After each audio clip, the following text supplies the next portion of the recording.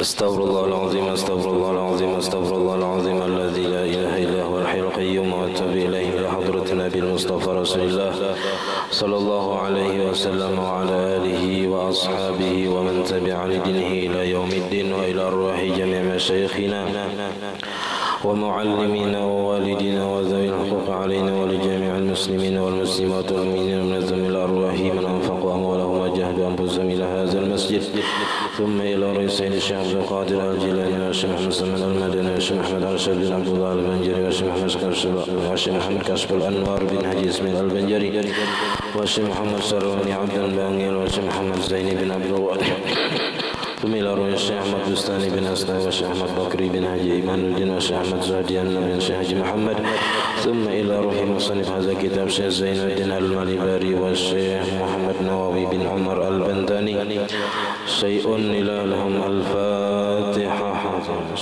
بسم الله الرحمن الرحيم الرحمن الرحيم مالك يوم الدين إياك نعبد وإياك نستعين اهدنا الصراط المستقيم صراط الذين أنعمت عليهم غير المغضوب عليهم ولا الضالين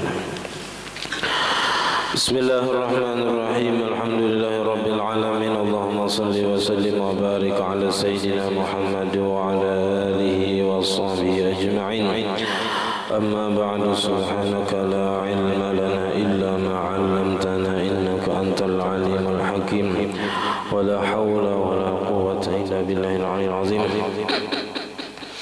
رب اشرح لي صدري ويسر لي أمري واحلل عقدة من لساني يفقهوا قولي وسدد لساني واهد قلبي بحق سيدنا محمد صلى الله عليه وسلم قال المصنف رحمه الله تعالى ونفعنا به وبجميع علومه في الدارين آمين وللظهر 7 أوقات وقت فضيلة أي وقت لوقوع الصلاة فيه فضل يزيد على ما بعده وهو أول الوقت بمقدار أكل لقمات يقمن صلبه وستر العورة والتطهر والآذان والإقامة وصلاة الفرض برواتبه القبلية والبعدية وذلك 12 ركعة في الظهر لأن لها 4 قبلية و4 بعدية و8 ركعات في العصر لأن لها 4 قبلية ولا بعدية لها و7 ركعات في المغرب لأن رواتبها 4 2 قبلها و2 بعدها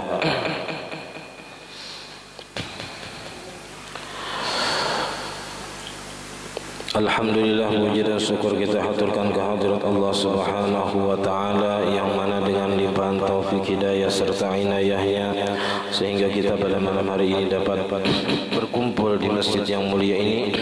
Mari kita sama-sama berniat i'tikaf di dalam ini masjid. Bismillahirrahmanirrahim. Nawaitu an a'takifa fi hadzal masjid sunnatan lillahi ta'ala. Sengaja aku beriktikaf di dalam ini masjid sunnat atasku karena Allah Ta'ala. Dan kita juga senantiasa selalu bersyukur kepada Allah Subhanahu wa taala yang selalu memberikan kepada kita anugerah nikmat. Di antara nikmat terbesarnya ialah nikmat iman dan Islam, dijadikannya kita umat Nabi Muhammad sallallahu alaihi wasallam, dipanjangkannya umur kita, disihatkan badan kita sehingga kita dapat sama-sama kembali menuntut ilmu agama. Kita masih membicarakan tentang waktu-waktu sembahyang, yang mana kita disuruh untuk menjaga waktu sembahyang ini jangan sampai mengerjakannya tak keluar daripada waktunya. Dan masing-masing sembahyang itu mempunyai beberapa waktu nang bermacam-macam. Walizuhri 7 awqatin, dan bagi sembahyang zuhur itu ada 7 waktunya. Pertama, waktu fadilatin atau waktu fadilat, waktu yang paling banyak pahalanya.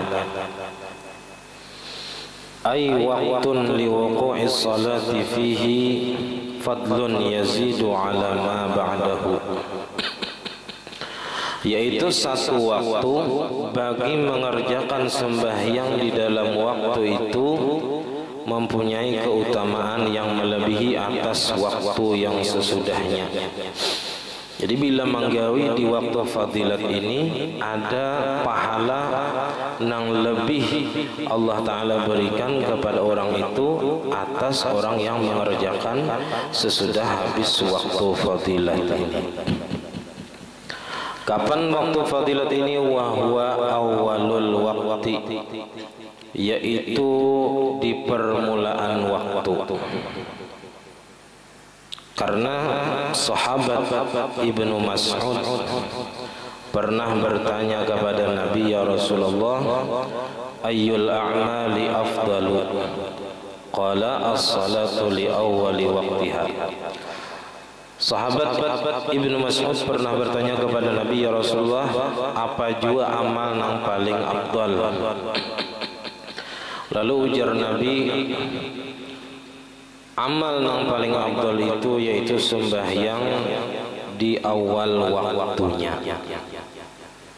Nah, jadi untung kita nang kawa melaksanakan sembahyang di awal waktu.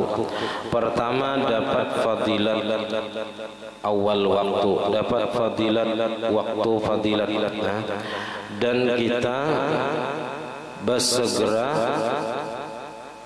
melaksanakan perintah Tuhan dan melepaskan kewajiban tanggung jawab kita sebagai seorang muslim yang dibebani kewajiban sembahyang. Jadi kalau sudah kita kerjakan di awal waktu, maka kita sudah lepas kewajiban tanggung jawab mengerjakan sembahyang. Nah, awal waktu ini kayak apa? Bimiqdari ukli luqamatin, dengan sekedar makan beberapa suap, yuqimna sulbahu, nang menegakkan akan tulang belakangnya. Kita asal kawas sembahyang aja makan tadi supaya kuat berdiri, supaya kuat sembahyang.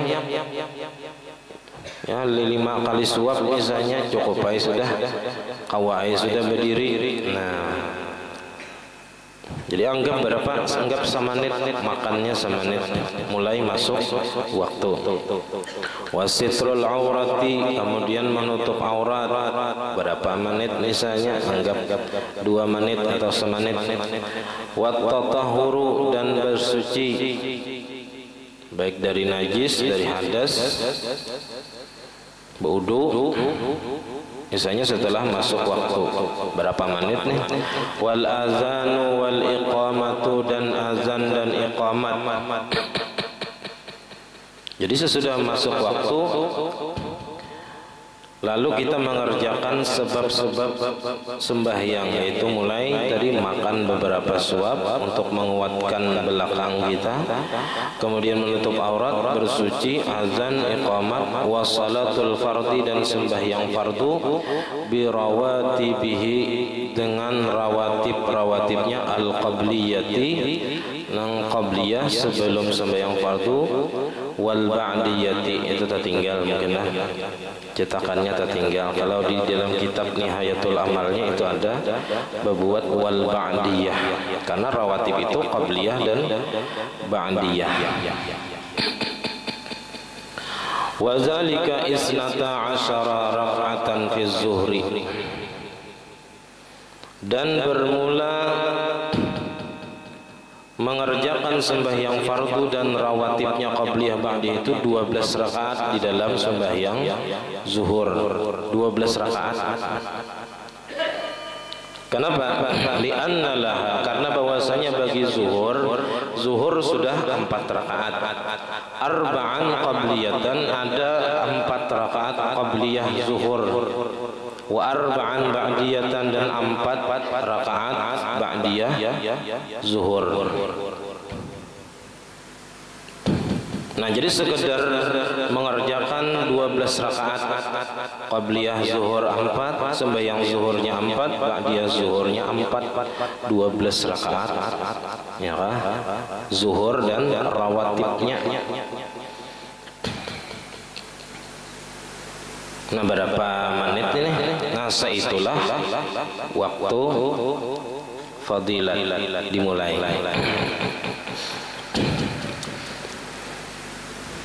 Wa samanu raka'atin fil asri, dan 8 rakaat pada waktu asar, pada sembahyang asar. Li'anna laha arba'an qabliyatan, karena bagi asar itu ada 4 rakaat qabliyah. Wala ba'diyata laha, dan tidak ada ba'diyah baginya, karena sesudah itu asar itu waktu nang makruh tahrim melaksanakan sembahyang nang kada ada sebab sebelumnya.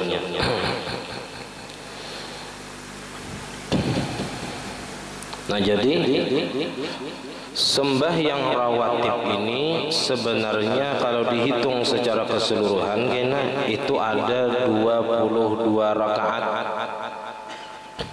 Jadi mulai zuhur, qabliyah zuhur 4, ba'diyah zuhur 4, qabliyah asar 4, ba'diyah asar kada, qabliyah maghrib 2, ba'diyah maghrib 2, qabliyah isya 2, ba'diyah isya 2, qabliyah subuh 2. Nah, jadi totalnya 22 rakaat rawatib.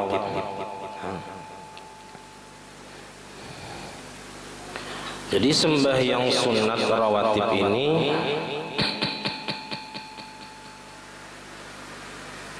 kita disuruh untuk mengerjakan sembahyang sunat, terutama rawatib nang mengiringi sembahyang fardu ini. Nah, jadi di dalam kitab Fathul Mu'in itu kenapa disyariatkan kita sembahyang sunat? Jadi suri'an naflu liyukmila naqsal faraidi. Jadi disyariatkan kita sembahyang sunat itu untuk menyempurnakan kekurangan-kekurangan yang ada di sembahyang fardu. Bal waliyaquma fil akhirati la fid dunya muqama ma turika minha li'uzrin. Bahkan karena sembahyang sunat itu bisa menempati di akhirat kena bang tabinya. Di akhirat kena sembahyang sunat itu bisa menempati akan tempat sembahyang yang ditinggalkan daripada nang fardu. Li'uzrin, karena uzur. Tapi kalau di dunia, selama inya hidup, selama ada akal, ada sembahyang yang ketinggalan, inya tetap dituntut wajib membayarnya. Tapi seandainya ada nang inya kada ingat atau lupa atau misalnya kada sempat tabayari lalu mati. Nah, tapi ada banyak bisi sembahyang sunat. Nah, maka sembahyang sunat itu tadi bisa menempati sembahyang wajib. Cuman ujar ulama, 1 rakaat sembahyang wajib itu dibayar dengan 70 rakaat sembahyang sunat. Nah, jadi kalau ada sekali tertinggal sembahyang fardu misalnya, lalu kada ingat terbayari sampai mati, pada kada juga lawan anak buah misalnya, nah itu membayarinya di akhirat kena paling kada aja kita 140 rakaat sembahyang sunat untuk menambali 2 rakaat sembahyang subuh. Nang kita ketinggalan misalnya karena lupa kada tabayari sampai mati. Nah itu karena bisa aja Tuhan maaf aja kita menggantikan sembahyang sunat yang pernah kita kerjakan di dunia tadi menempati sembahyang wajib. Cuman banyak pang tambalannya. 1 rakaat tambalannya 70 rakaat sembahyang sunat.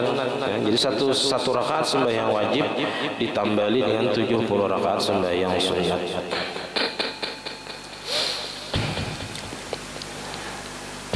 Itu di akhirat kena. Kalau di dunia tetap bilanya ada kewajiban yang pernah ditinggalkan sembahyang wajib diqadha, wajib dibayari.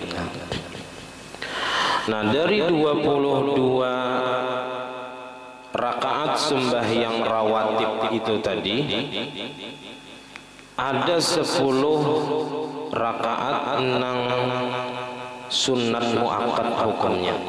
Sunat muakkad artinya sangat ditekankan untuk dikerjakan, jangan sampai ketinggalan. Jadi nang paling muakkad, nang banyak pahalanya, yaitu 2 rakaat sebelum subuh. Itu mengkawat jangan sampai ketinggalan. Kemudian 2 rakaat sebelum zuhur. Jadi minimal sebelum zuhur itu 2 rakaat. Itu nang muakkadnya. Kalau nya bertambah pulang 2 rakaat, nah itu sunatnya biasa aja. Ada muakkad lagi. Jadi nang muakkad, nang sunat muakkad qabliyah zuhur itu 2 rakaat. Cuman boleh sampai 4 rakaat tadi. Dan 2 rakaat sesudah zuhur. Nah, jadi 2 rakaat sebelum subuh, 2 rakaat sebelum zuhur, 2 rakaat sesudah zuhur, wa ba'dal maghrib wa isya, dan 2 rakaat sesudah maghrib, 2 rakaat sesudah isya. Itu nang muakkad. Jadi kalau sebelum maghrib itu kada muakkad hukumnya, sebelum isya kada muakkad juga.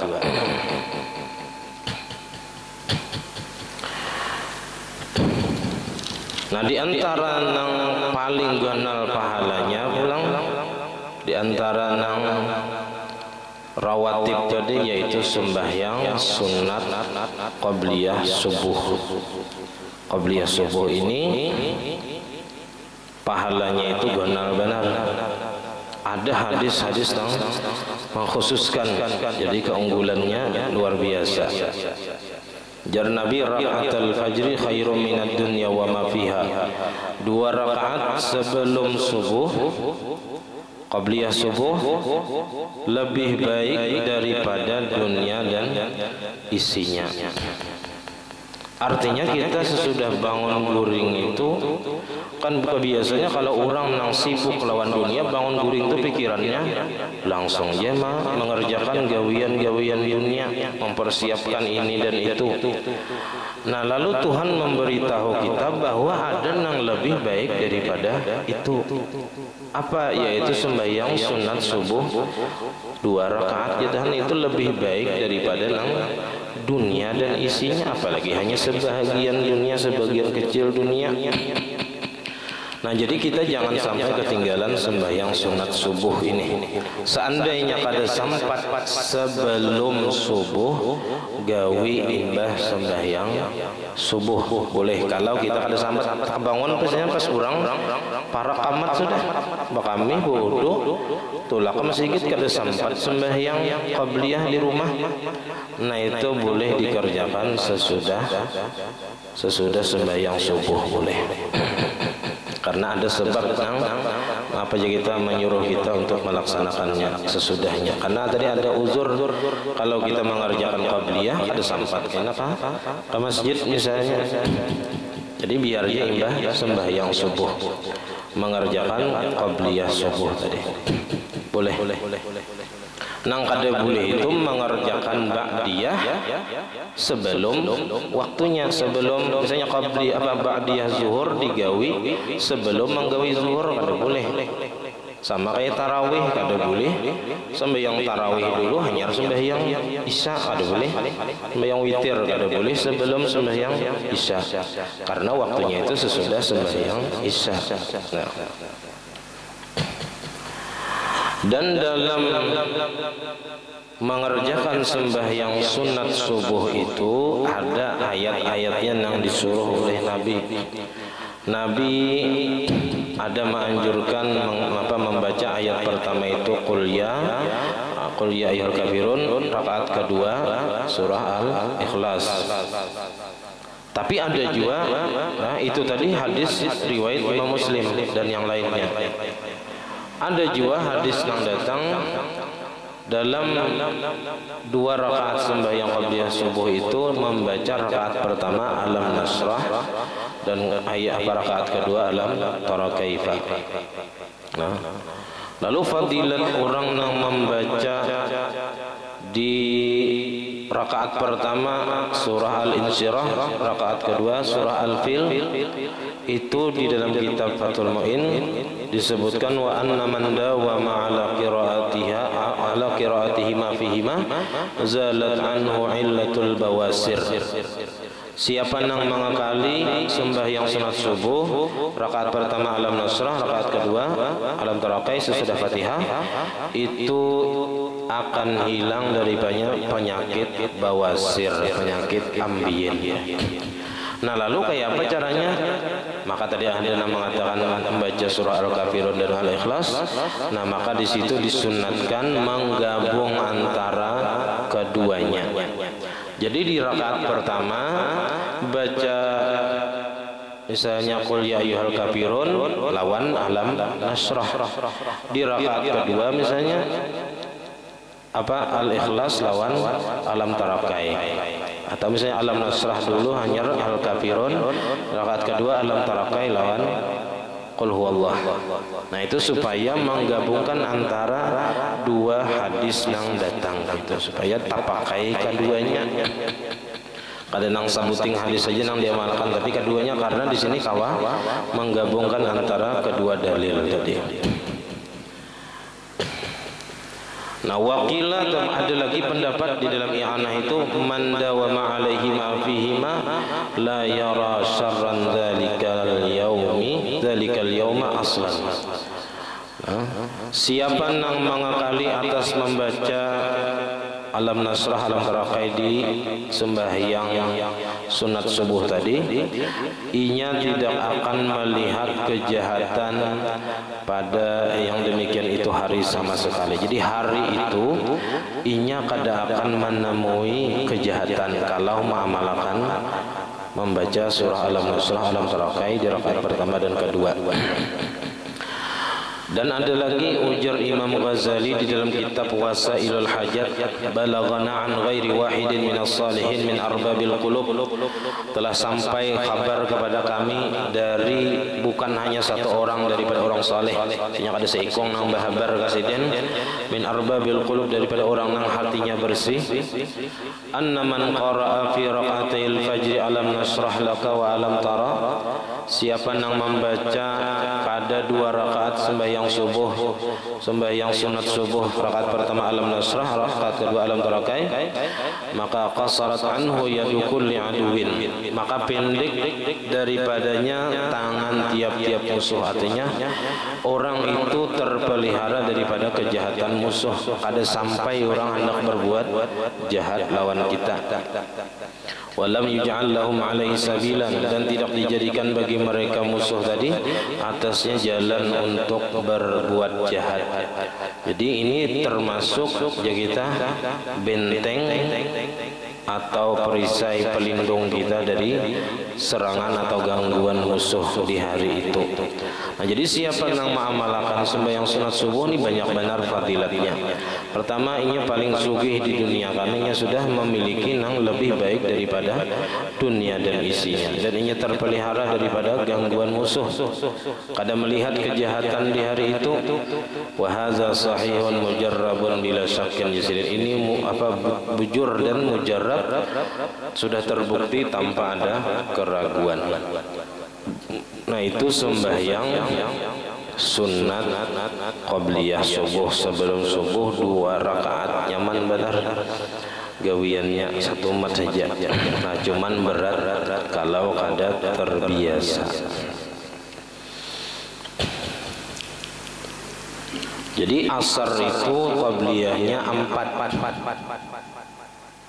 ba'diyahnya kadada. Wa 7 raka'atin fil maghrib, dan 7 rakaat pada maghrib.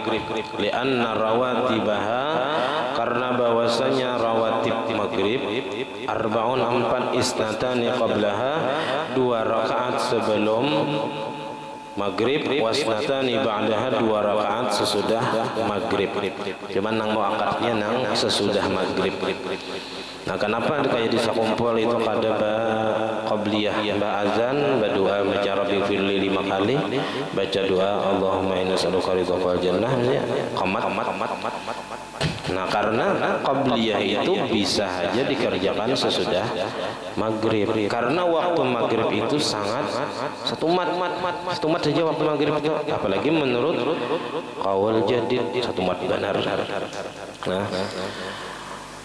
Nah, makanya bercepat dalam qomatnya. Nah, supaya ya kita waktu maghrib itu kada nang ta mundur jauh itu waktunya dari awal waktu. Karena qabliyah maghrib bisa aja digawi di sesudah maghrib.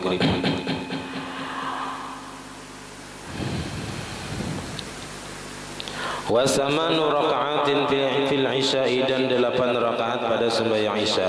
Lianna rawatibaha arba'un, karena rawatib isya itu 4. Isnatani qablaha wa isnatani ba'daha, 2 rakaat sebelum isya, 2 rakaat sesudah isya. Sama maghrib tadi 2 rakaat sebelum maghrib, 2 rakaat sesudah maghrib. Jadi kalau hendak sembahyang imbah 2 rakaat, hendak sembahyang pulang, nah itu kada lagi sembahyang ba'diyah maghrib 4 rakaat, kada ada. 2 rakaat saja, menandak diganti niatnya lawan sembahyang sunat hajat atau sembahyang taubat atau sembahyang sunat mutlak. Sunat mutlak, atau bisa juga hendak ba'diyah maghrib juga nih, cuman qadaan nang bahari sunat di qada, sembahyang rawatib nang pernah kita tinggalkan di waktu dahulu bisa. Wa arba'u raka'atin fi subhi, dan 4 rakaat kama fil maghrib, sebagaimana pada sembahyang maghrib. Wa arba'u raka'atin fi subhi, dan 4 rakaat pada sembahyang subuh.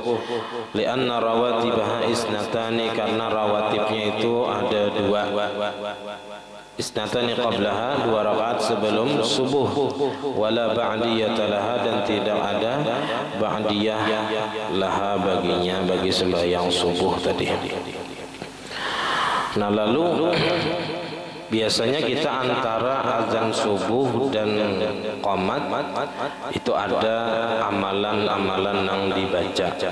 Itu memang ada keterangannya di dalam kitab I'anatul Talibin. Nah, itu ada di situ beberapa faedah. Pertama, untuk menguatkan iman. Dan ini terbukti dari kebanyakan orang yang sudah arif billah, mereka diberitahu oleh Nabi sallallahu alaihi wasallam, dan Nabi menyuruh dengan membaca amalan ini ketika mereka bermimpi. Di dalam mimpi Nabi menyuruh membaca ini apabila waktunya baina sunnati subuh wal faridah, antara sembahyang sunat subuh. Jadi imbah sembahyang sunat subuh, imbah azan sembahyang sunat subuh, dan antara sembahyang sunat subuh dan antara sembahyang fardu, yaitu ya hayyu ya qayyum la ilaha illa anta 40 kali. Itu fadilatnya untuk menguatkan iman. Nah, dan ada lagi faedah yang lain datang dari Nabi sallallahu alaihi wasallam pada hadis yang sahih yang banyak, dan menyuruh dengannya oleh sebagian sahabat Nabi. Nah, ini untuk apa? Amalan yang kedua ini untuk meluaskan rezeki. Qala ba'du arifin wa hiya mujarrabatun li basti rizqi zahir wal batin. Ujar sebagian orang arif billah, orang wali-wali, ini terbukti mujarrab untuk meluaskan rezeki zahir dan batin, yaitu la ilaha illallah al malikul haqqul mubin, tiap hari 100 kali. Lawan subhanallah wa bihamdi subhanallahil azim astagfirullah tiap hari 100 kali.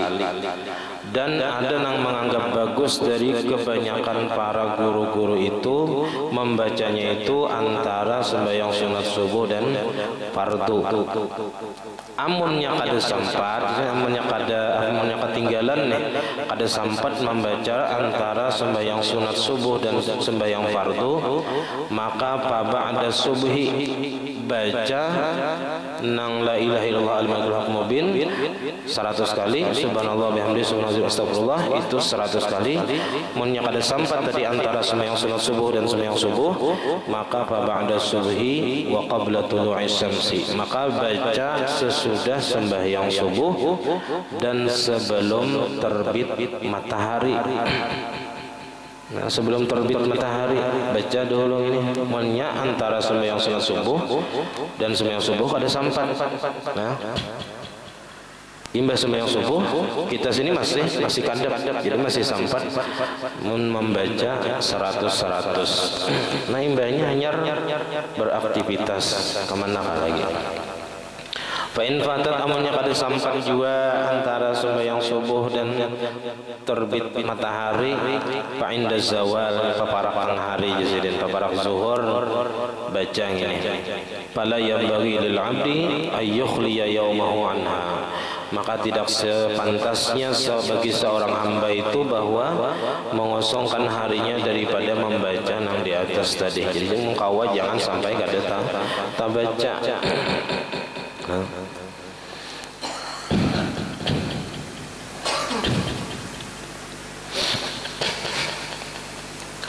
Wal ibratu fi hadhil a'mal, dan bermula nang dijadikan patokan pada ini amal bil wasatil mu'tadili, dengan pertengahan orang nang sedang, bacaannya sedang, gawiannya sedang, min ghalibin nasi, dari kebiasaan atau kebanyakan manusia. Jadi waktu fadilat ini dihitung mulai awal waktu sampai apa aja kita sekedar makan beberapa suap, lalu menutup aurat, bersuci, azan, iqamat, sembahyang fardu dengan rawatibnya. Jadi masing-masing sembahyang tadi ada nang panjang kayak zuhur itu seperti sembahyang 12 rakaat, anggap semenit saja rakaat, ini 12 menit, tambah dari iqamat, azan, bersuci, menutup aurat, anggap misalnya sembahyang zuhur itu waktu fadilatnya mulai awal waktu sekitar 20 menit misalnya. Jadi dalam 20 menit pertama sembahyang zuhur itu misalnya waktu fadilat. Nah kemudian waktu ikhtiarin, kemudian kedua waktu ikhtiar, waktu pilihan, ay waktun yukhtaru fihi fi'lus salati bin nisbati lima ba'dahu, yaitu waktu yang dipilih padanya memperbuat sembahyang dengan dinisbahkan bagi waktu yang sesudahnya, dan ini tak kurang daripada waktu fadilat. Wa waktu jawazin, dan waktu jawaz, waktu nang boleh kita bila karahatin, dengan ketiadaan makruh. Yadkhulu bi awalil waqti, masuknya itu sama dengan awal waktu juga, ka waqtil fadilah, seperti waktu fadilah juga. Wa yamtaddu, cuman berlanjut, ila ayyabqa, sampai bahwa tersisa minal waktu, daripada waktu, ma yas'ul fardha faqat, akan waktu nang cukup mengerjakan sembahyang fardu saja. Jadi waktu fadilat, waktu ikhtiar, waktu jawaz ini mulainya sama, cuman berakhirnya nang berbeda. Nah, jadi waktu jawaz ini sampai waktu tadi tersisa hanya cukup untuk mengerjakan sembahyang fardu. Misalnya tersisa 10 menit, nah tikas situ waktu jawaz. Wa waktu hurmatin, dan waktu haram, badusa, cuman sah masih mengerjakan, cuman sininya sudah badusa mengerjakan. ay yahrumu ta'khirus salati ilaihi, maksudnya izin haram melalaikan sembahyang atau melambatkan sembahyang ilaihi kepada waktu hurmah tadi, wa huwa alla yabqa minal waqti ma yas'u furudus salah, yaitu bahwa tidak tersisa daripada waktu akan waktu yang cukup untuk mengerjakan kewajiban-kewajiban sembahyang. Nah, inya tadi mengapa mengerjakan sembahyang? Misalnya 3 menit lagi habis waktu sembahyang. Nah, di sini waktu nang haram sudah. Dengan sengaja inya melambat-lambatkan sembahyang sampai parak habis waktu sembahyang. Sah saja sembahyangnya, cuman berdosa juga ada.